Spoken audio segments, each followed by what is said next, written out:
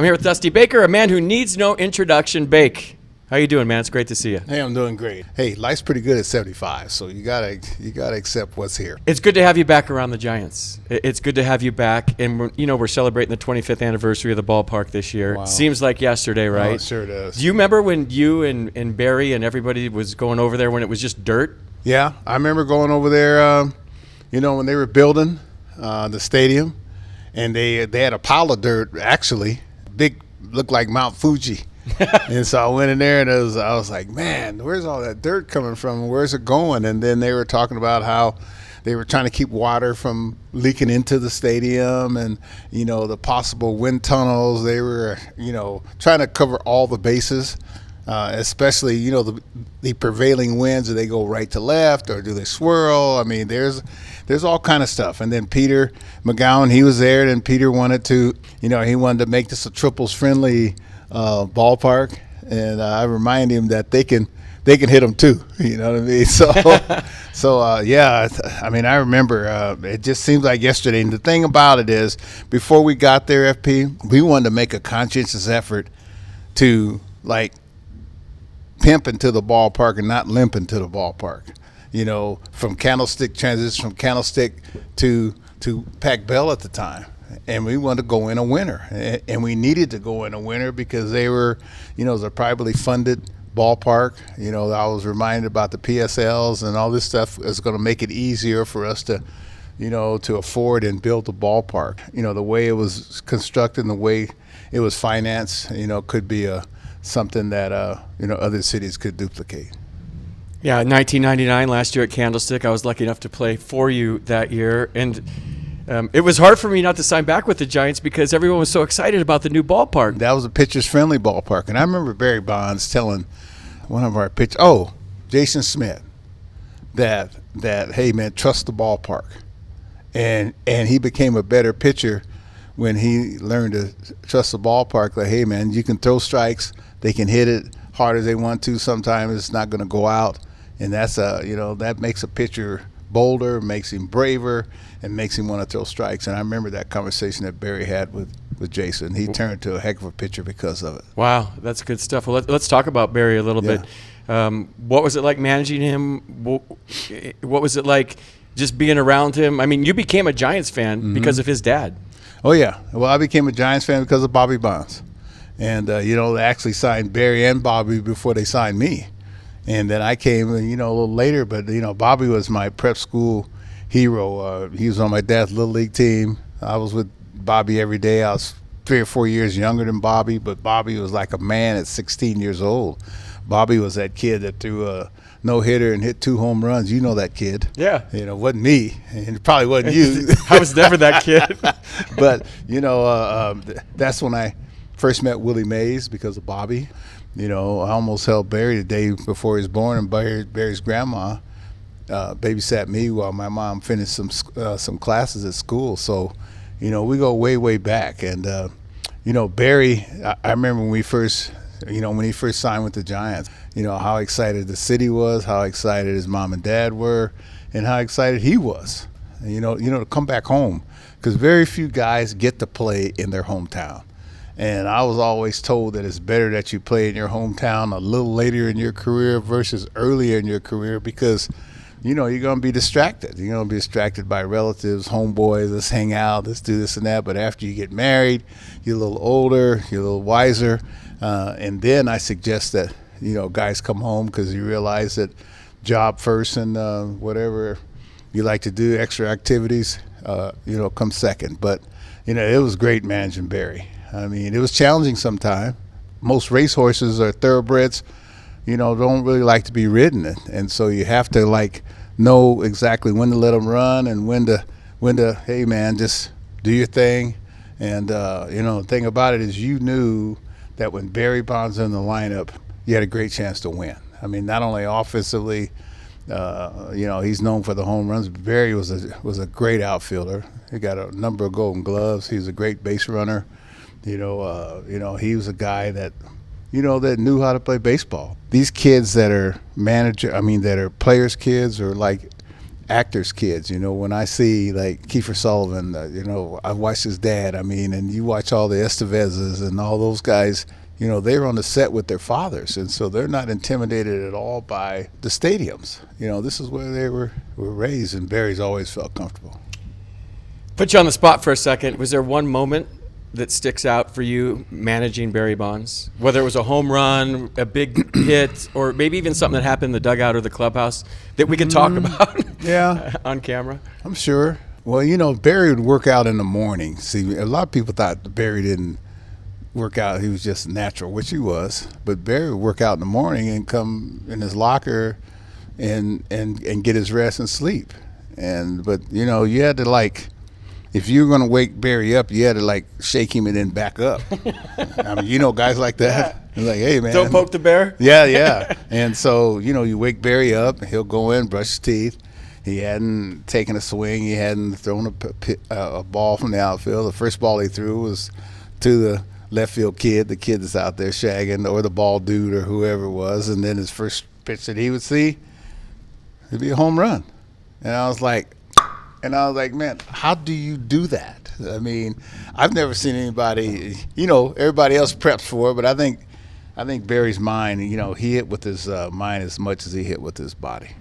Let's get to the World Series. What were you more excited, nervous, anxious about? The last out of the World Series and becoming a World Series champion as a manager, you won one as a player, or Darren Baker's first at-bat as a Washington National? Well, I knew, that year I knew we were going to win. It was just, I felt that some things were written. All you got to do is follow script and don't mess it up. You know what I mean? So I really knew that we were going to win that year, especially when we got to the playoffs. We were close the year before and close the year before that. Heck, man, we had gone 3 years in a row with an opportunity to get to the World Series. Now, I was actually more nervous seeing Darren play because, even now, because you're like every ball is hit to him, you're like, oh, son, even though he's going to catch it, or every time he comes to the plate.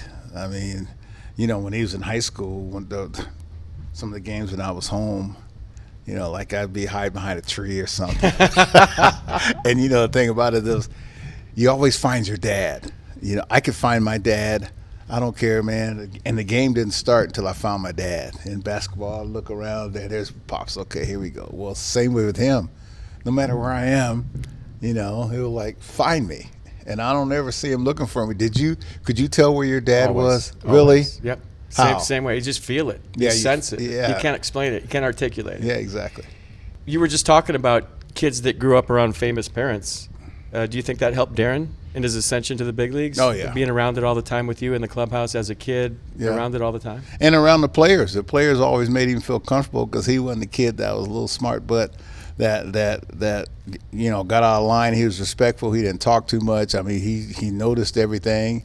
He talks to these guys now. He talks to Barry. He talks to Joey Votto. He talks to Jay Bruce, Brandon Phillips. These guys were – these guys were his uncles. They would take care of him and all that. And as an older father, I had him at 50 years old. As an older father, you urge, the younger guys to, take him under your wing and, discipline him if necessary, but love him at the same time. Well, you did a great job. Take the baseball out of it. Well, his mama did a great job. That's true. I was gone a lot. I always say the same thing. Your kids are great. I'm like, I had nothing to do with it. I had a little bit, but I didn't have much. Talk about how the evolution of baseball, from the time you start as a player, as a manager, to your last days in Houston, and how the whole thing has changed with the rules, the analytics, and your thoughts on just the state of the game. When I first came into the game, my first year in the big leagues, $15,000, and we had to work in the wintertime. And I sold cars, I sold insurance. You worked out when you had time. Where the difference between now and then is that now that can be your full-time job is working out because you're not as worried about, the finance. And my son tells me it's all relative, and it's not. No. It's like $850 now versus $15,000. Inflation hadn't gone up that much. You know what I'm saying? I've been in every strike that there is in my very first year. I've been on both sides of it. But basically, the players haven't really changed that much, and I don't think a lot of kids have changed that much, other than it's not the same respect of the elders as there once was. You know, like I hear kids calling their dads by their first name. Hey Rick. I'm like, are you crazy? What would happen if you did that? What? I wouldn't even think about it. I know, right? But but it's a new time, a new day. But I agree with a lot of the things that's happening today. It happening in the world, but you got to maintain old morals and ideas, or else you're not gonna know where to go, or you don't know where to go, where it's right.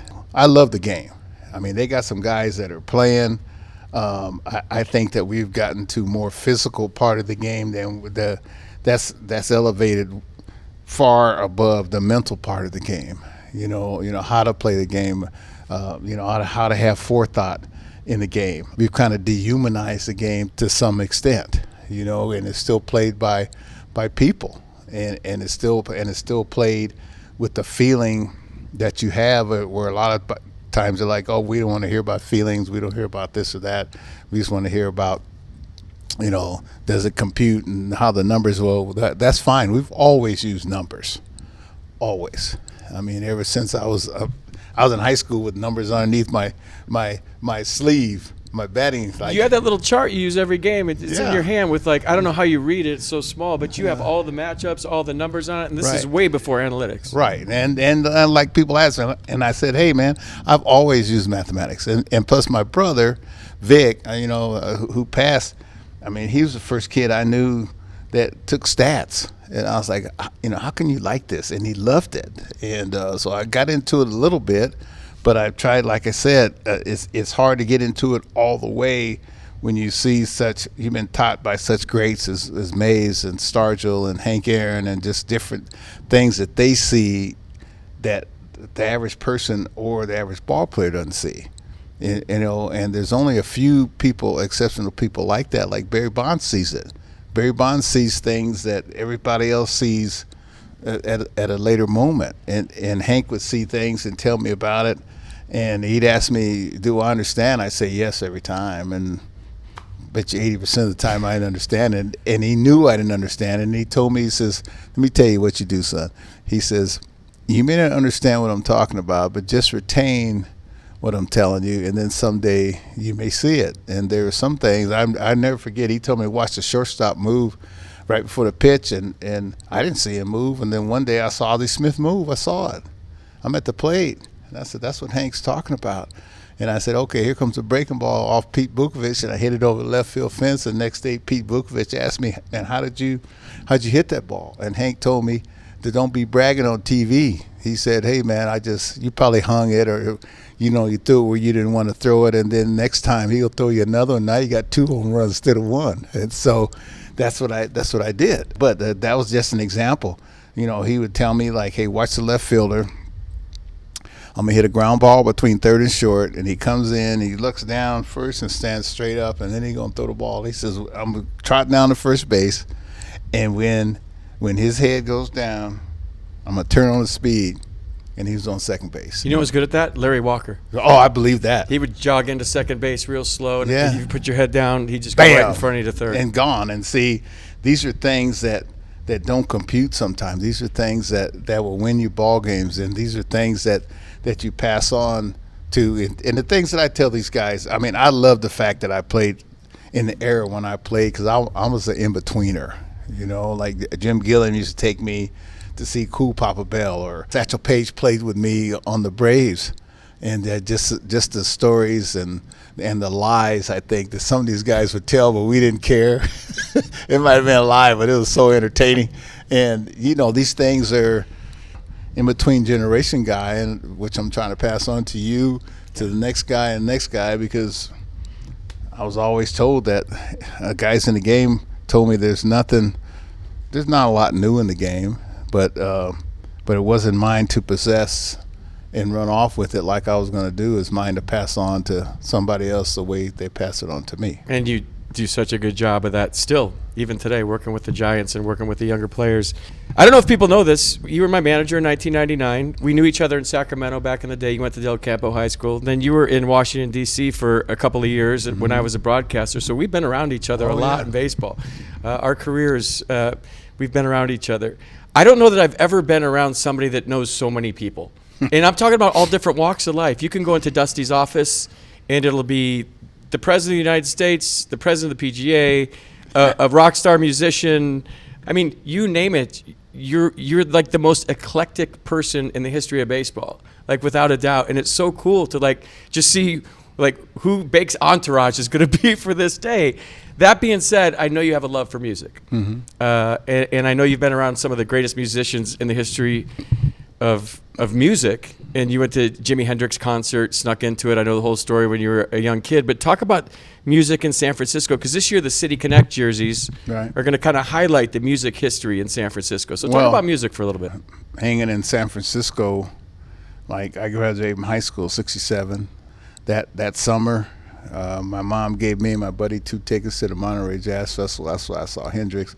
But I also saw T-Bone Walker. I also saw, I think Jefferson Airplane was there.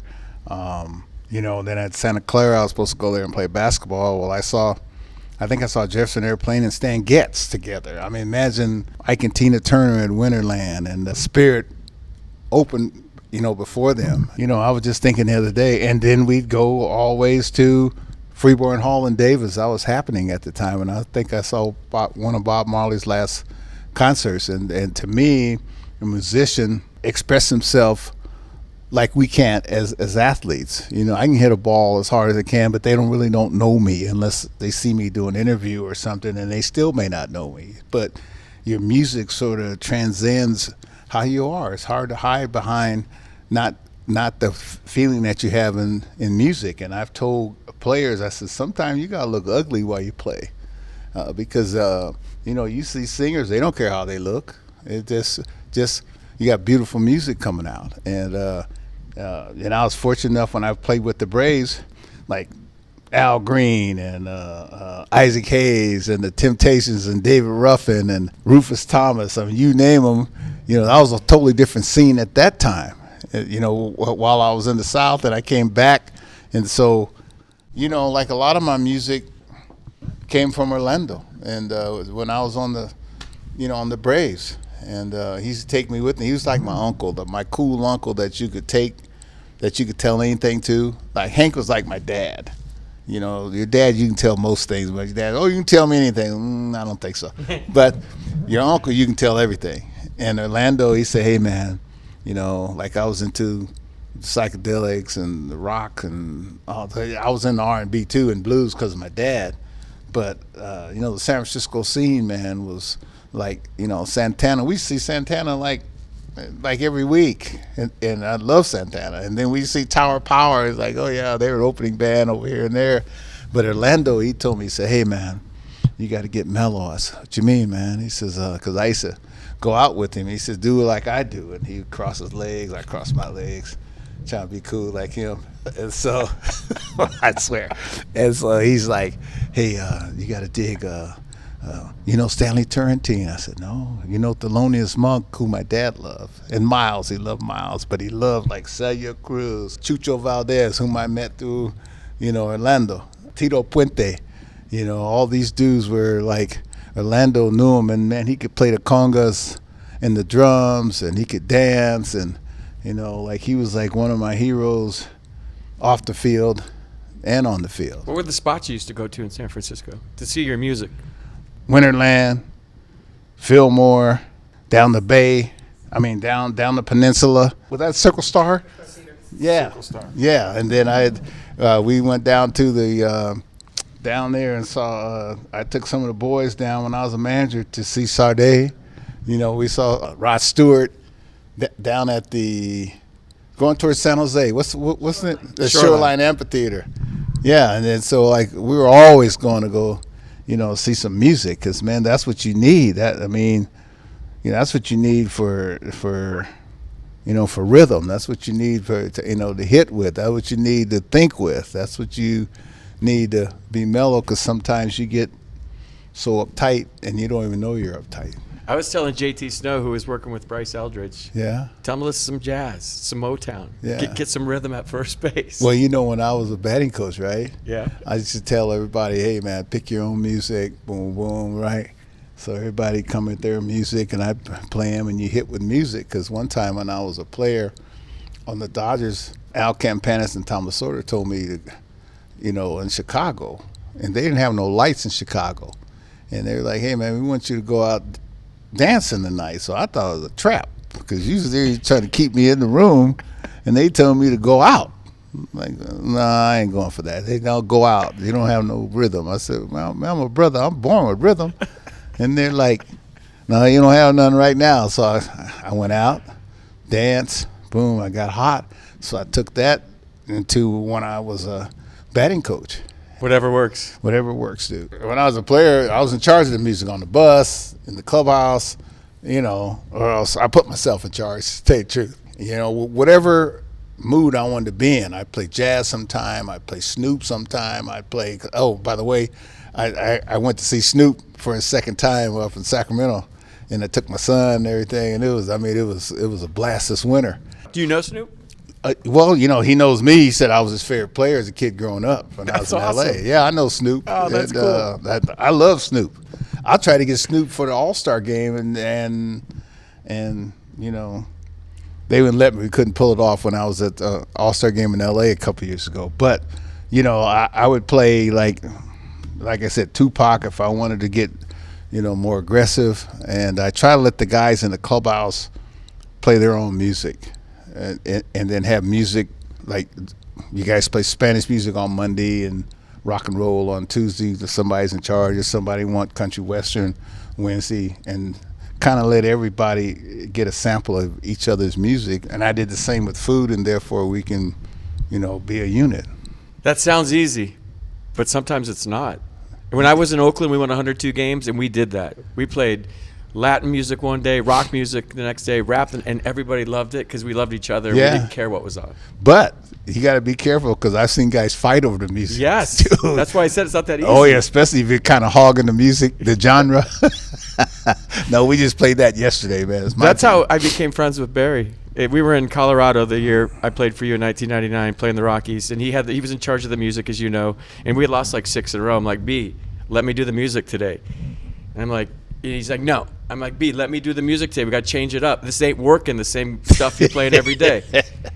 So he goes, when you win 3 MVPs, you can put it on whatever you want. And across the clubhouse, I said, I have won 3 MVPs. I was MVP of my high school team, my junior college team, and my college team. I'm changing it. And we put on AC/DC. We won that day. Nah, really? So, yeah, that's music and baseball go hand in hand, man. They sure do, brother. Music, you know, rounds me out, actually. I mean, first thing I do in the morning is I have my daily readings, and then I play whatever music that I want to feel like that day, whether it could be Tupac, or it could be Toto, it could be, you know, whoever, you know, whatever mood that I'm in. Or this morning I played Grover Washington Jr. because I feel like being mellow. So is there one person that stands out to you, like that's number one, that came into the clubhouse, that came into your coach's office, Yeah. the manager's office? Yeah. Because number you one, were excited to meet them, but I Yeah. guarantee you they were just as excited to meet you. Yeah, and you know, Elvin Bishop is my fishing buddy, and so we go fishing a lot. But I met Elvin through John Lee Hooker. Yes. Yeah, and John Lee, and that was one of my dad's favorites. He used to come in the clubhouse all the time. Yeah, we talk. I mean, we talk music. He wanted to talk baseball. You know, I wanted to talk music, and he was telling me about his hero was T-Bone Walker. Where I was telling my hero, you know, was Tommy Davis. And so everybody passes something down, especially the musicians pass down. And that's what I like about the musicians, because they haven't tried to separate. Okay, you know how baseball is separating the old school from the new school? To me, there's only one school, the right school. And Sabermetrics boys over here, old school guys over here, let's combine and get this together and come up with a better world. Because when I see I was hanging with Buddy Guy, but then I saw Buddy Guy was singing with you know, some youngster, or I'd see Eric Clapton playing with B.B. King, or Muddy Waters was singing with Mick Jagger. Now this is what you do, is that we combine the two generations, we come up with even better product than we had before. The old school, the new school, but the right school. Right school. Bake, you've always been the right school.